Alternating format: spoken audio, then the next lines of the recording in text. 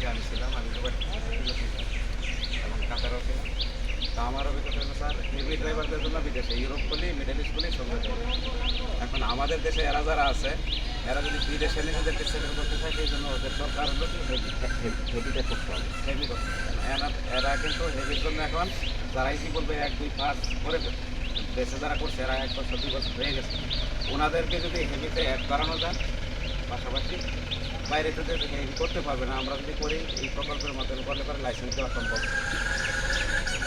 Heavy করে আমাদের মাধ্যমে করা হচ্ছে, ওরা ডেভেলপ হয়ে গেছে। অর্থাৎ যারা লাইট করলো এদের কি পরে আবার করানো যায়, তাহলে তারা সক্ষম হয়ে যাবে।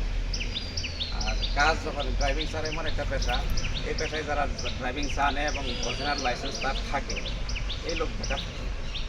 অন্যান্য কাজে কিন্তু আছে, কাজ পাইতে কষ্ট হয় শুধু। আর ড্রাইভিংটা যদি সে পারে এবং ডকুমেন্টস তার অরিজিনাল থাকে, তাহলে তার দেশে হোক বিদেশে হোক তার সংস্থান করতে অনেক সহজ হয়। আর হচ্ছে আরেকটা বিষয় স্যার, এখানে যদি ইন্টারন্যাশনাল ল্যাঙ্গুয়েজের সাথে অ্যাড করা যেত তাহলে কমিউনিকেশনের জন্য, বাইরে যখন যাবো আমি বাংলা বললে তো মানে এই প্রজেক্টটা নাই নাই নাই। হেভি দিতে পারলে সবচেয়ে ভালো। না আসলে এই কথাগুলো পাওয়া যেত।